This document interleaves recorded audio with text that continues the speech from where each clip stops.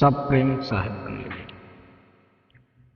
सदगुरु कबीर साहब के चरण कमलों में चरण बंदगी। महंत राम धनीदास साहब के चरण कमलों में चरण बंदगी।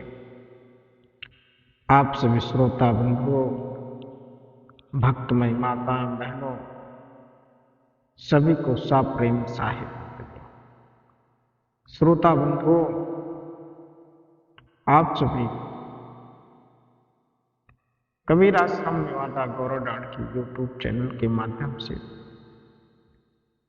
प्रेसिडेंट कबीर आश्रम नेवादा गौरवडांड यूट्यूब चैनल के माध्यम से सदगुरु कबीर साहब की वाणियों को श्रवण करते हैं, सदगुरु कबीर साहब के शब्दों को श्रवण करते हैं। श्रोता बंधुओं, भक्तमय माताएं बहन, आप सभी सदगुरु कबीर आश्रम नेवादा गौरवडांड के माध्यम से इस चैनल के माध्यम से लगातार जुड़ते जा रहे हैं और ऐसे ही कबीर आश्रम परिवार बढ़ता रहे, यही कामना करते हैं। आज सदगुरु कबीर साहब का बड़ा ही सुंदर और मार्मिक भजन है। सदगुरु कबीर साहब यहाँ समझाते हैं कि जिस घर में अहंकार और विषय को अर्थात विष भरा हो, विषय शक्ति भरी हो, वहां पर संत जन और संतों का वास नहीं होता। सदगुरु कबीर साहब कहते हैं, जो घर हैगा सर्प का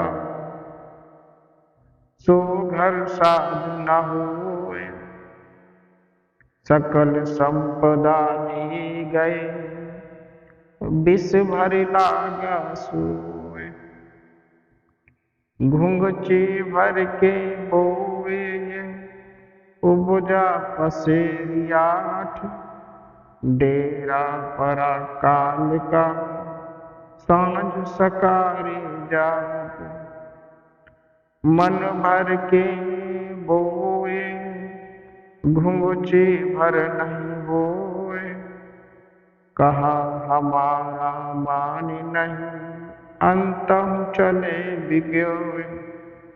सदगुरु कबीर साहब कहते हैं, समझाते हैं, विषय शक्ति और शरीर आदि का अहंकार उसी प्रकार से साधना का पथ नहीं। जिस तरह सर्पों के रहने का घर साधुओं और सन्यासियों का आश्रय स्थल नहीं हो सकता। कहने का अर्थ यह है कि विषय शक्ति और अहंकार मनुष्य के आध्यात्मिक शक्ति को नष्ट कर देते हैं। सांसारिक रूप विष लेकर जीव से चिपक जाते हैं। सदगुरु कबीर साहब कहते हैं कि पुरुष का थोड़ा सा वीर नारी के रज में मिलकर 5 विषय और 3 पुरुष अर्थात 8 पंसेरी तथा मन भर का शरीर बना देता है तथा शरीर के पैदा होते ही उसके साथ काल का डेरा पड़ जाता है। इस तरह रात दिन व्यतीत होते हुए शरीर क्षीण होता रहता है।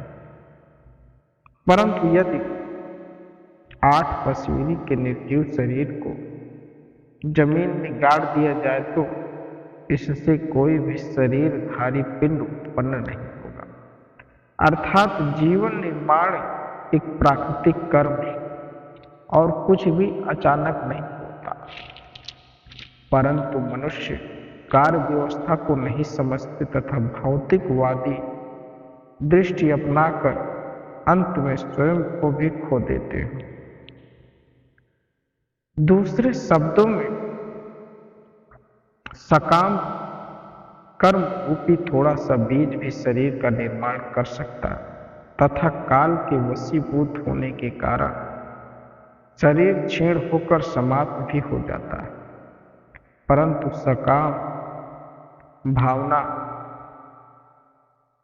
न होने से ज्यादा कर्म भी जन्म के लिए कारण नहीं बनते। अर्थात गुरु विचारों पर ध्यान न देकर जीव स्वयं को जन्मादि के चक्कर में डालते हैं।